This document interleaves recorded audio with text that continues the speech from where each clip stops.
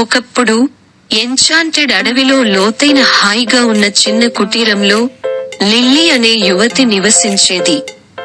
లిల్లీకి మెరిసే నీలి కళ్ళు మరియు హృదయం నిండిన దయ ఉంది. ఆమె అడవులను అన్వేషించడం, మాయా జీవులు మరియు దాచిన నిధుల కోసం వెతకడం ఇష్టపడింది. ఒక ఉదయం లిల్లీ అడవిలోకి వెళుతుండగా ఆమె రోసీ అనే మెత్తటి తెల్ల కుందేలును చూసింది. రోసీకి లిల్లీ ఇప్పటి వరకు చూడని మృదువైన బొచ్చు మరియు అతిపెద్ద గుండ్రని కళ్ళు ఉన్నాయి. హలో చిన్నానా, లిల్లీ వెచ్చని చిరునవ్వుతో పలకరించింది.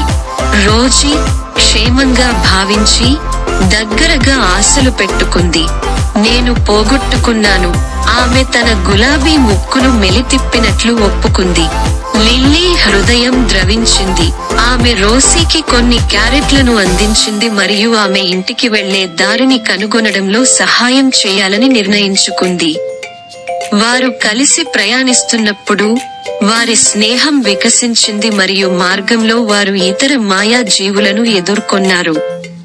చివరికి లిల్లీ రోసీకి తన మార్గాన్ని కనుగొనడంలో సహాయం చేయడమే కాకుండా ఎన్చాంటెడ్ ఫారెస్ట్ లో ఎప్పటికీ స్నేహితురాలిని కూడా సంపాదించుకుంది.